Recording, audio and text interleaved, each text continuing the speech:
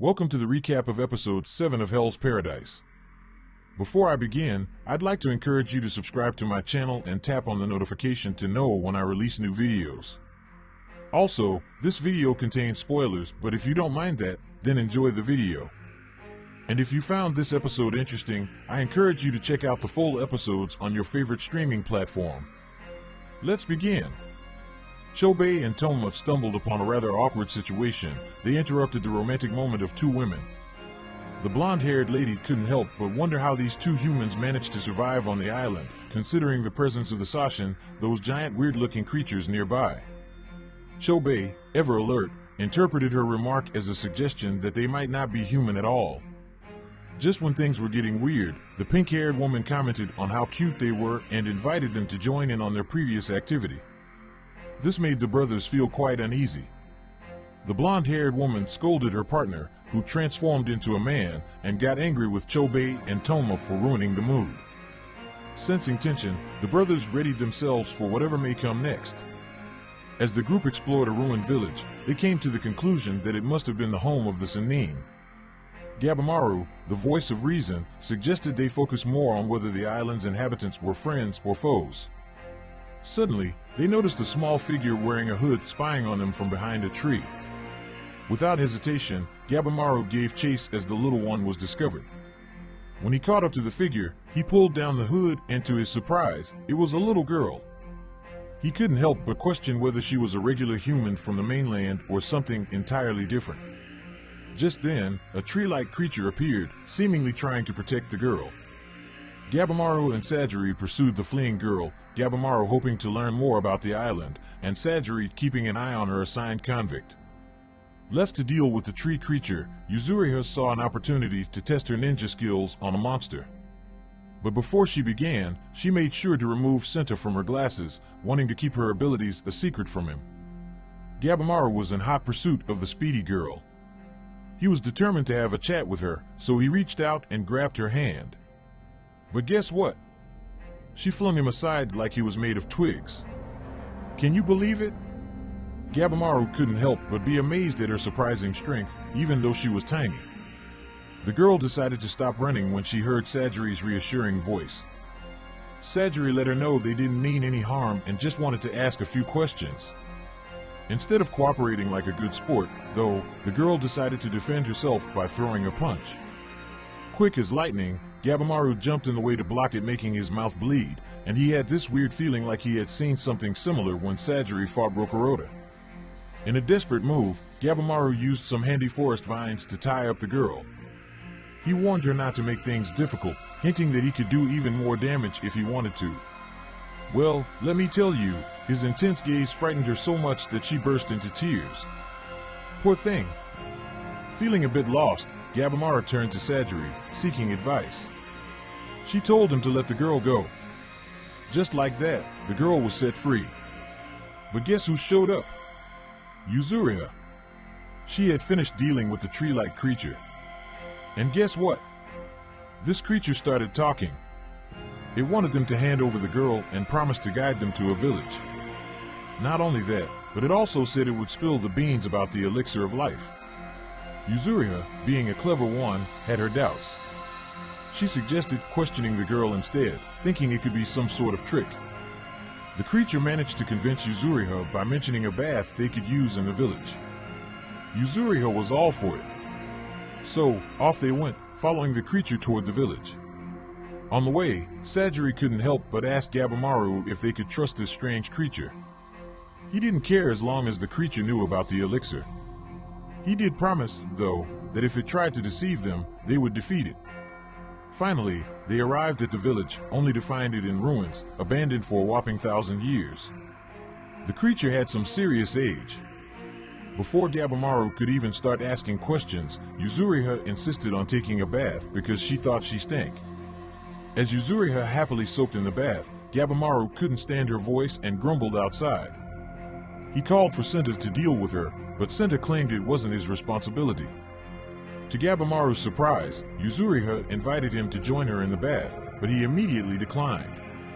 Sajiri, who had switched places with Senta, joined Yuzuriha in the bath to keep an eye on her, but she got so relaxed that she forgot her duty, much to her own annoyance.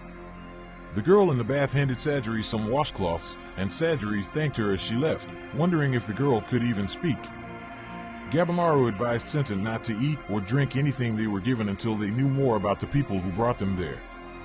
However, he changed his mind when he saw Senta tempted by the offerings. Once everyone gathered, the tree-like creature revealed that the true name of the island they were on was Kotaku, and the elixir of life they sought was called Tan. It was located at the center of the island called Horai.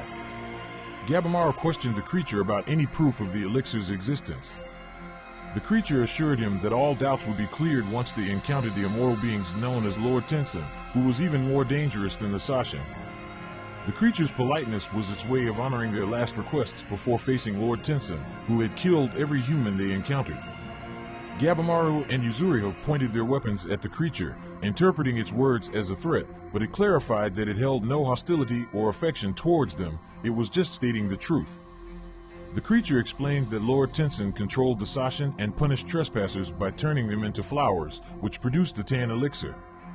While Yuzuriha thought this was a mere legend, the creature demonstrated its regenerative abilities by snapping off its own arm and regrowing it. Gabimaru wondered if the girl in their group could also regenerate, but Sajiri and Yuzuriha scolded him for pointing his blade at her. The creature warned them that their fate was in the hands of the gods of Shinsenkyo and that leaving the island wouldn't be easy. Meanwhile, Chobei and Tomo witnessed a blonde-haired Tensen regenerate after Chobei had cut him in half. They were then thrown into a pit filled with transformed humans after being defeated by the Tensen. Later, Gabimaru went to the bath to clean his wounds while Sajiri watched over him, noticing how tired she felt from her own bath, despite denying it.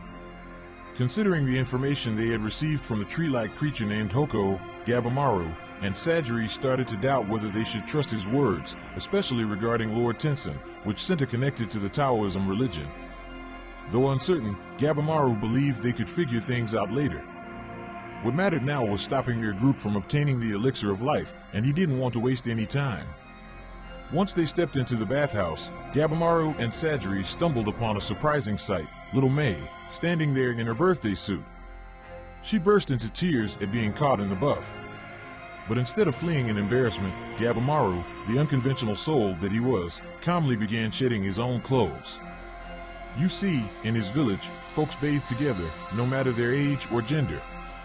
Sajiri, being the kind-hearted companion she was, stood beside May, offering comfort in this awkward moment. As Gabimaru undressed, he noticed something peculiar. May's body bore a mysterious scar, and her hair and skin were dirtier than a pig in a mud puddle, despite the bathhouse being stocked with all sorts of cleansing goodies. Determined to repay May for her generosity in providing them food and shelter, Sajiri made up her mind to give the girl a proper scrub down. And hey, Gabimaru could use a relaxing soap too.